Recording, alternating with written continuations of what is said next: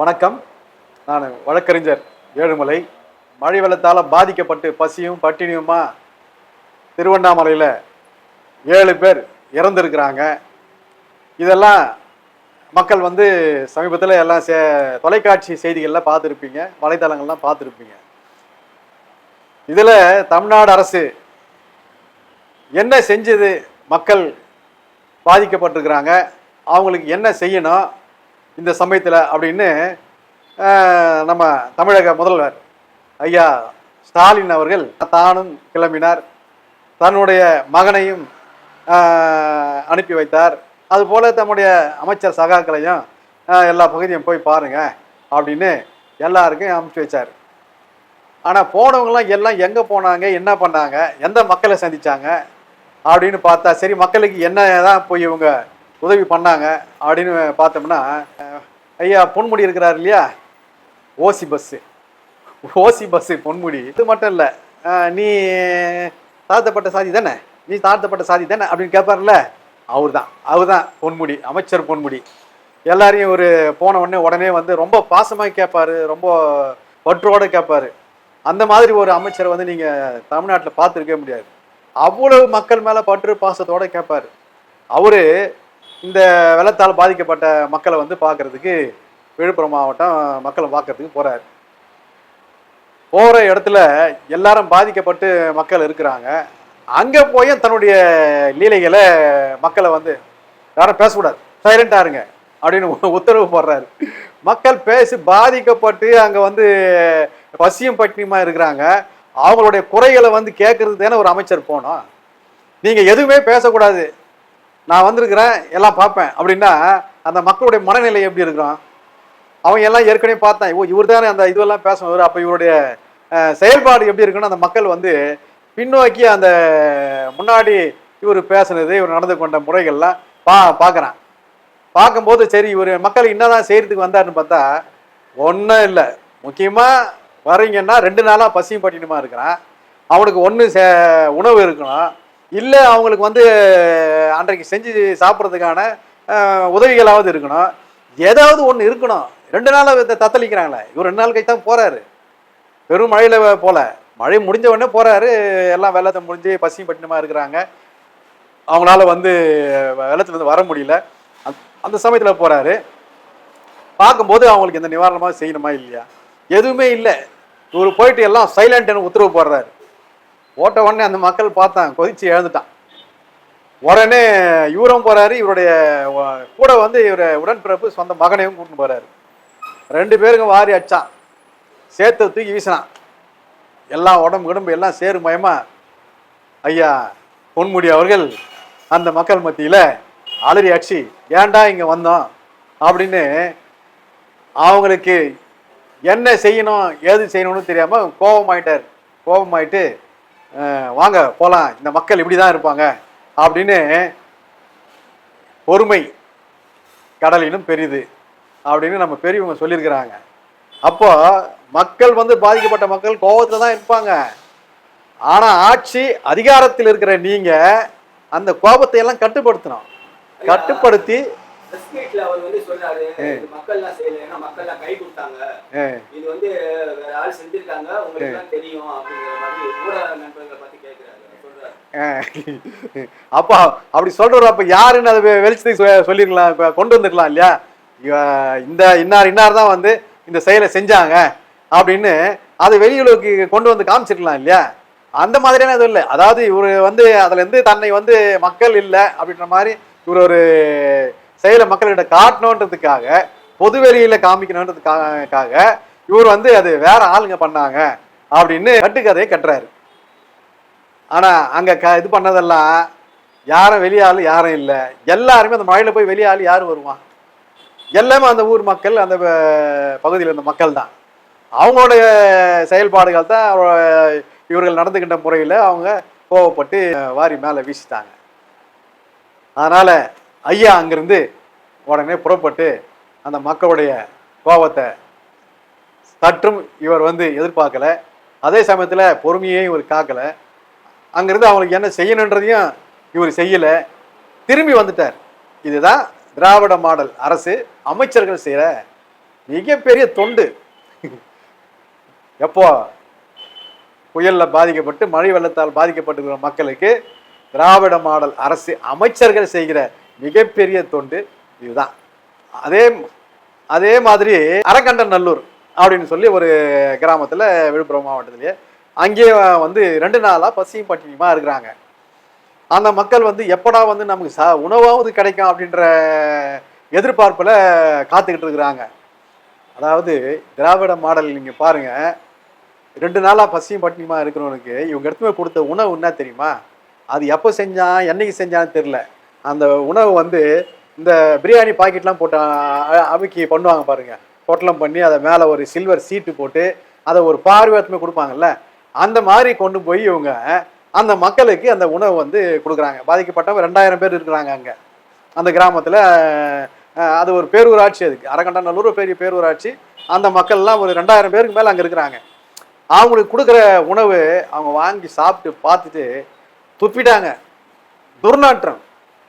அந்த துர்நாற்றத்தை தாங்க முடியாமல் 2 நாளாக பசியில் தான் தூக்கி செவிட்டி அடிக்கிறான். இது என்ன உணவா? நாங்கள் 2 நாளாக பசி எங்களுக்கு கொடுக்குற தண்டனையான்னு நல்லா சிந்திச்சு பார்க்கணும். மக்கள் வந்து இந்த திராவிட மாடல் ஓட்டு கேட்கும்போது எப்படி போகிறாங்க தெரியுமா?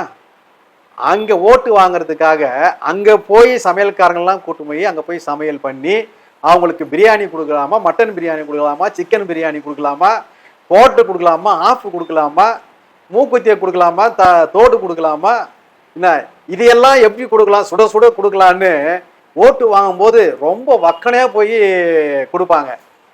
ஆனால் பாதிக்கப்பட்டிருக்கும் போது அவங்கெல்லாம் யாரும் கிடைக்கலையா? சமையல்காரங்க அங்கே செய்யறதுக்கு யாரும் ஆளே இல்லையா?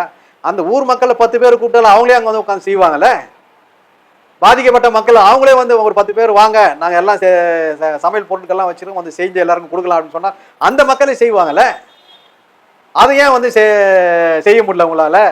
எப்போ செஞ்ச ஒரு உணவு, துர்நாற்றம் வீசுகிற ஒரு உணவு எத்துமே இந்த திராவிட மாடல் அங்கே கொடுக்குற அந்த மக்கள் கொதிச்சு சேர்ந்து தூக்கி செவிட்டு வச்சிட்டான்.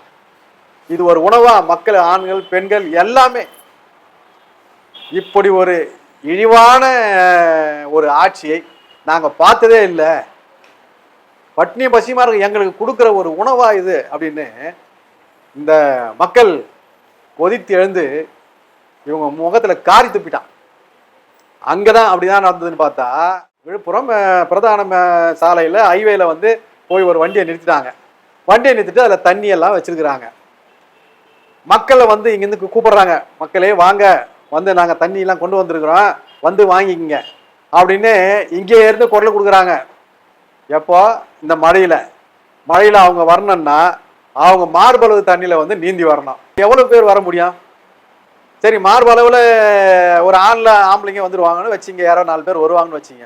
பெண்கள் குழந்தைகள்லாம் யார் வர முடியும்? அப்படி ஒரு சிந்தனையே இல்லாத ஒரு திராவிட மாடல் மக்களை அங்கே இருந்து வந்து வாங்கிக்கிங்க தண்ணியேன்னு சொல்கிறான். ஏன் இந்த நாட்டில் போட்டு இல்லையா? இங்கேருந்து போய் எடுத்து போய் கொடுக்கறதுக்கு எந்த வசதியும் இல்லையா? 1000 போட்டு இருக்குது. 10 போட்டை தயார் பண்ணி அந்த இடத்துல மக்களுக்கு தண்ணி உள்ளார இருக்கிற மக்களுக்கு கொண்டு போய் கொடுக்கலாமே. அதை ஏன் செய்யல? 1/2 கிலோமீட்டர் நீந்தி வாங்க, 1 கிலோமீட்டர் நீந்தி வாங்கினா எப்படி வரும் அந்த மக்கள்? இதுதான் திராவிட மாடல். இந்த திராவிட மாடலு இவங்க தான் இப்படி பண்ணாங்கன்னா, இவங்க இளைய தளபதி துணை முதல்வர் போறார், இவரு போய் அந்த மக்களுக்கு வந்து உதவி செய்ய போறார். ஏன்னா அவர் வந்து பெரிய சோழன் பரம்பரையிலேருந்து வந்தவர், அவர் வந்து ஜமீன் பரம்பரையிலேருந்து வந்தவர். அவர் வந்து தண்ணிலாம் இறங்கிலாம் நடக்கவே மாட்டார். அவர் அப்படி வந்து செல்வ செழிப்போட செல்வாக்கோட வாழ்ந்துட்டார். ஆனால் அவர் வந்து கீழே இறங்கி போய் தண்ணியிலேயே சேத்துலையும் நடக்க மாட்டார், அந்த மக்களை போய் பார்க்க மாட்டார். அதனால யாருக்கெல்லாம் உங்களுக்கு நிவாரணம் வேணுமோ எல்லாம் நான் ஒரு கல்யாண மண்டபத்தில் இருக்கிறேன், அங்கே வந்து வாங்கிக்கிங்கன்னு உத்தரவு போட்டார். எப்படி இருக்குது உத்தரவு பாருங்க. ஒரு துணை முதல்வர் மக்களை வந்து தண்ணியில் மிதக்கிற மக்களை அந்த பகுதியில் போய் சந்திக்கணுமா, அந்த பகுதியில் போய் அந்த நிவாரணத்தை அவங்களுக்கு கொடுக்கணுமா, இல்லை ஒரு மண்டபத்தில் அங்கேருந்து ஒரு 3 கிலோமீட்டர் பக்கத்தில் ஒரு மண்டபத்தில் வச்சுட்டு எல்லாரும் யாரெல்லாம் முடியுமோ அவங்களாம் வந்து வாங்கிக்கிங்க அப்படின்னா, இதை நீங்கள் வாக்கு வாங்கும்போது நீங்கள் இந்த வேலையை செய்வீங்களா? யாராவது பணம் ஓணுன்னா வந்து அங்கே வந்து வாங்கின்னு சொல்லுவீங்களா? வீடு தேடி போய் கொடுக்குறீங்கள, இந்தாங்க பாக்கி சரியா இருக்குதான்னு பார்த்துங்க, உங்கள் கவரில் போட்டு கொடுத்துருக்குறோமா, இதில் வந்து 2000 ரூபா இருக்குதான்னு பார்த்துங்க, 3000 ரூபா இருக்குதான்னு பார்த்துங்க, வீடு போய் தேடி கொடுக்குறீங்கள. இப்போ நிவாரணத்தை வீடு தேடி போய் கொடுக்க முடியாதா? நிவாரணத்தை கொண்டு போகிறதுக்கான வசதி உங்ககிட்ட இல்லையா? அப்பேற்பட்ட கேடுகட்ட நிலைமையிலேயா இந்த ஆட்சி நடக்குது? இந்த துர்பாக்கிய நிலைமையிலேயா மக்கள் இருக்கிறாங்க? எதுக்குமே வக்கில்லாமே மக்கள் வந்து இவ்வளவு கஷ்டப்பட்டு இருக்கிறாங்க. அப்ப இதெல்லாம் தான் திராவிட மாடல்னு சொல்றீங்க. சீமானம் எடுத்துங்க, எங்க போனாலும் ஒரு நிவாரணம் கொடுக்கணும்னா போட்டை வச்சுன்னு அந்த மக்கள் எங்க இருக்கிறாங்களோ அந்த வீட்டுக்கு போவார்.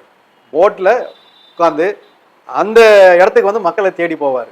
அதே மாதிரி ஒரு இடத்துல இருந்து மக்கள் வர முடியாத சூழ்நிலை இருக்கிறாங்கன்னா அந்த இடத்துக்கு நிவாரணத்தை கொண்டு போய் அந்த மக்கள் எங்க இருக்கிறாங்களோ அங்க எடுத்து போய் வாகனத்தை நிறுத்தி அந்த மக்களுக்கு அங்க கொடுப்பாரு. இது நிறைய நீங்க வலைதளங்கள்ல செய்திகள்லாம் பார்த்துருப்பீங்க. இதுதான் ஒரு மக்கள் வந்து அந்த ஒரு தலைவர் வந்து அந்த மக்கள் மீது வச்சிருக்கிற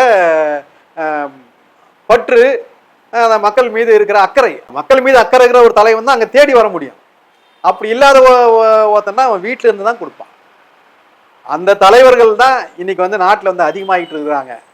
உண்மையான தலைவர்கள்லாம் எங்கேயோ போய் காணாம போற சூழ்நிலையில தான் இந்த நாடு வந்து ஆக்கி வச்சிருக்குது. அதனால மக்கள் வந்து சிந்திச்சு பாருங்க. இதுல வந்து இப்போ அந்த திருவண்ணாமலையில பாறையெல்லாம் உருண்டு வந்து ஒரு 7 பேர் ஒரே குடும்பத்துல 4 பேரோ 5 பேரோ பக்கத்து வீட்டில் 2 குழந்தைங்க எல்லாம் சேர்ந்து ஒரு 7 பேர் இறந்து போயிட்டாங்க. ஜெயலலிதா அம்மா ஆட்சி செய்யும் போது ஒரு வெள்ளம் வந்து வந்தது. இரவுல போய் செம்பரம்பாக்கம் ஏரி திறந்து விட்டுட்டாங்க. செம்பரம்பாக்கம் ஏரி திறந்து விட்டுட்டதால சென்னை தண்ணியில மூழ்கி போச்சு, சென்னை மாநகரம் அப்படின்னு அன்னைக்கு இந்த திராவிட திருவாளர்கள்லாம் அந்த அம்மையார் ஜெயலலிதாவை போட்டு தாக்குன்னு தாங்கினாங்க. ஒரு ஏரி எப்படி திறந்து விட வேண்டும், எப்படி திறந்து விடுறதுக்கு முன்னாடி எப்படி மக்களுக்கு வந்து அவங்களுக்கு அறிவிப்பு செய்ய வேண்டும், எந்த நேரத்தில் திறந்து விட வேண்டும், இதையெல்லாம் ஒரு வரி வரியா இந்த திராவிட மாடல் அரசு இருக்கிறாங்க இல்லையா, அன்னைக்கு பேசுனாங்க. எதிர்கட்சியா இருக்கும்போது ஜெயலலிதாவுக்கு பெரிய அறிவை எல்லாம் சொன்னாங்க. அந்த திராவிட திருவாளர்கள் சாத்தனூர் டேம் நிரம்பி போச்சுன்னா மழை வந்து அதிகமான மழை பெஞ்சிக்கிட்டு இருக்குது. அப்ப என்ன பண்ணிருக்கணும், மழை தண்ணி நிரம்புறதுக்கு முன்னாடியே கொஞ்சம் கொஞ்சமா வந்து அந்த நீரை வந்து வெளியேற்றிருக்கணும். இதுதான் வந்து அரசாங்கம் வந்து செய்ய வேண்டிய ஒரு வேலை. அன்னைக்கு நீங்க சொன்னீங்கல்ல, அதைத்தான் நாங்க இன்னைக்கு நாம் தமிழர் கட்சி தம்பிங்க சொல்றோம். அன்னைக்கு நீங்க என்ன சொன்னீங்களோ அந்த அதிமுக அரசு ஜெயலலிதா அரசை பார்த்து அதே கேள்வி இன்னைக்கு நாம் தமிழர் கட்சி எங்க அண்ணன் சீமான்ல இருந்து எங்க தம்பிங்க எல்லாரும் நாங்க எல்லாம் தொண்டர்கள்லாம் வந்து உங்ககிட்ட வைக்கிற கேள்வி, உங்களுக்கு சாத்தனூர் அணை நிரம்பி இருக்கிறது என்பது தெரியுமா தெரியாதா? அப்ப தெரியும்னா ஏன் அந்த தண்ணியை வந்து நீங்க முன்னாடியே வந்து கொஞ்சம் கொஞ்சமா திறந்து விட்டு அந்த அணையை வந்து தண்ணியை வந்து குறைக்கல? அப்படி குறைச்சிருந்தா அன்னைக்கு இந்த உடனடியாக அந்த நீரை திறந்து விட்ட காரணத்தால மொத்தமா அந்த தண்ணி அணையிலேருந்து அதிகமா வந்த காரணத்தால எல்லாத்தையும் மலையே உடைச்சிக்கிட்டு அந்த தண்ணி வந்து வீடு மேல விழுந்து அந்த மக்களுக்கு பாதிப்பெல்லாம் உண்டாக்கி, அங்க மட்டும் இல்லை, திருவண்ணாமலை இல்லை, இந்த பாதிப்பு அங்கேருந்து விழுப்புரம் கடலூர் மாவட்டம் வரையும் தத்தளிக்கு பாய் போச்சு. எத்தனை மாவட்டம்? 3 மாவட்டம். திருவண்ணாமலை மாவட்டம், விழுப்புரம் மாவட்டம், கடலூர் மாவட்டம், இத்தனை மாவட்டங்களும் வந்து அங்க வந்து இந்த அரசாங்கம் செய்த திமுக திராவிட மாடல் அரசு செஞ்ச தவறான செயலால இவ்வளவு பாதிப்பு ஏற்பட்டது காரணமே அதுதான். அப்போ உங்களுக்கு அடுத்தவங்களுக்கு வந்தா ரத்தம், அடுத்தவங்களுக்கு வந்தா தக்காளி சட்னியான வடிவாரி கேட்பா இருப்பார். அதுதான் இன்னைக்கு நாம் தமிழர் கட்சி கேட்குற கேள்வி. அவங்களுக்கு வந்தா அது, உங்களுக்கு வந்தா இதுவா? அப்ப இந்த சிந்தனை இல்லையா உங்களுக்கு? அப்ப மக்கள் மேல அக்கறை உள்ள அரசா இது? இதை பார்த்தீங்கன்னா இன்னொரு கொடுமையை பாருங்க. இப்பதான் வந்து ஒரு 1 கோடி 2 கோடி இல்ல 16 கோடி செலவு பண்ணி பாலம் கட்டினாங்க, பாலத்தை திறந்தாங்க. அந்த பாலம் 3 மாசம் இந்த ஒரு மழையை தாங்க முடியாம அந்த பாலம் இருந்த சுவடு தெரியாமல், இருந்த அடையாளமே தெரியாம அடிச்சுன்னு போயிடுச்சு. அந்த பாலம் கட்டின அடையாளமே இல்லை, அது எங்க போச்சுன்னு தெரியல. அந்த பாலங்கள்லாம் 1000 ஆண்டுகளுக்கு முன்னால் ஒரு நம்ம பாட்டன் தமிழன் கரிகால் பெருவளத்தான் கட்டிய அணை, கரிகாலன் கட்டிய அணை 1000 வருஷமா ஒண்ணு இருக்குது. எப்போ விஞ்ஞானம் வளர்றதுக்கு முன்னாடி 1000 வருஷத்துக்கு முன்னாடி கட்டின கல்லணை இன்னைக்கும் வந்து பேர் சொல்லுது. இப்ப எல்லா உலக நாடுகளே இன்னைக்கு பிரமிச்சு பாக்குறான் அந்த அணையை. 1000 வருஷமா ஒரு அணை இப்படி இருக்குதா, எப்படா கட்டினா அப்படின்னு. இதுதான் தமிழனுடைய அறிவு, தமிழனுடைய ஆற்றல், தமிழனுடைய திறமை. இவ்வளவு ஆற்றலையும் அறிவும் பயன்படுத்தி நீ கட்டின கல்லணை இன்னைக்கு வரையும் நிக்குது. ஆனா திருட்டு பயலுவா, இந்த மொல்லமாரி பயலுவா, இந்த முடிச்சவைக்கு பயலுவா, கொள்ளடிக்கத்திலேயே குறியா இருக்கிற இந்த பயலுவா கட்டினா 3 மாசத்துல காணாம போச்சு. 16 கோடி. யார் விட்டு பணம்? திராவிட மாடல் அவங்க அப்பா மூட்டு சொத்தாது. ஊர்ல இருக்கிற மக்கள்லாம் கட்டின வரி பணம். இவ்வளவு வரி பணத்துல 16 கோடியை நீங்க வந்து நாசம் பண்ணிக்கிற எவ்வளவு ஊழல் பண்ணிருக்கீங்கன்னு இதை வந்து விசாரணை கமிஷன் போட்டு விசாரிச்சு அதுல என்ன நடந்தது, யாவன் கட்டினா, அதுல எவன் உனக்கு கமிஷன் கொடுத்தான், எத்தனை கோடி கமிஷன் போச்சு, இதையெல்லாம் வந்து ஒரு விசாரணை கமிஷன் போட்டு 6 வருஷத்துக்கு அந்த விசாரணை கமிஷனை முடிக்க முடியாம கடைசியில் குப்பை தொட்டில தூக்கி போடுவீங்கல்ல, அது மாதிரி ஒரு கமிஷனாவது போடணும்.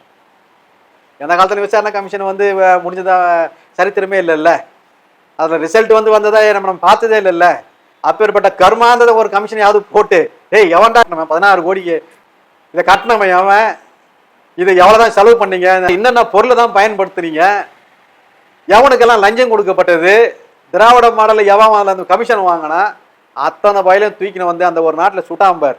எங்க எல்லாரையும் அந்த ஒரு வீடு கட்டினான்னு சொல்லி, வீடு இடிஞ்சு வந்து போய் சொல்லி மொத்த பேரும் போய் நிற்க வச்சு சுட்டு சுட்டு குழியில தள்ளலாம், நீலாம் இனிமேல் இந்த நாட்டில் இருக்கக்கூடாதான்னு. அந்த மாதிரி ஒரு தண்டனை இந்த நாட்டில் கொடுக்குற வரைக்கும் மக்கள் வரி பணம் இப்படித்தான் வந்து வீணா போகும் என்பதை இந்த மக்கள் வந்து புரிஞ்சுக்கணும். இனிமேலாவது இந்த திராவிடல் மாடல் ஆட்சி இந்த நாட்டுக்கு தேவையா அப்படின்றத நான் சொன்ன இந்த இதெல்லாம் பாருங்க, சிந்திச்சு பாருங்க. இதுதான் திராவிட மாடல்.